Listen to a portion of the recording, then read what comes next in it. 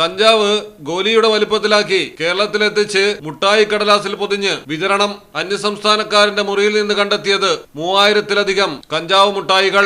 3/4% pack ചെയ്ത നിലയിൽ. യുവാക്കൾക്കും വിദ്യാർത്ഥികൾക്കും പ്രതി നിരന്തരം മയക്കുമുട്ടായികൾ വിറ്റിരുന്നുവെന്നാണ് പ്രാഥമിക വിവരം. കോഴിക്കോടാണ് സംഭവം. ബീഹാർ സ്വദേശി അസ്ലം അൻസാരിയാണ് പിടിയിലായിരിക്കുന്നത്. 16 കിലോ കഞ്ചാവ് മിഠായികളാണ് പ്രതിയുടെ മുറിയിലുണ്ടായിരുന്നത്.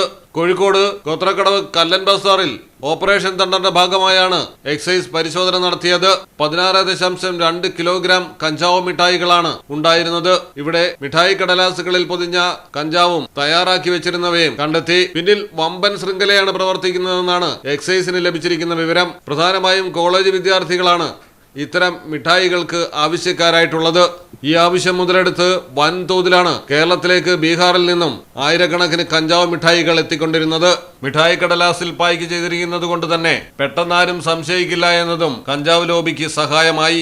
പിടിയിലായ പ്രതിയെ കൂടുതൽ ചോദ്യം ചെയ്യുന്നു. കഞ്ചാവ് മിഠായികൾ വാങ്ങി ഉപയോഗിച്ചവരടക്കം എക്സൈസിന്റെ നിരീക്ഷണത്തിലാണ്. മലയാളം ടെലിവിഷൻ, കോഴിക്കോട്. യാത്രയ്ക്കൊപ്പം ഭക്ഷണവും വിനോദ പരിപാടികളും. മിനാൾ ക്രൂയിസ്, കൊച്ചിൻ. ഫോൺ 8089 021 666 7034 191 993.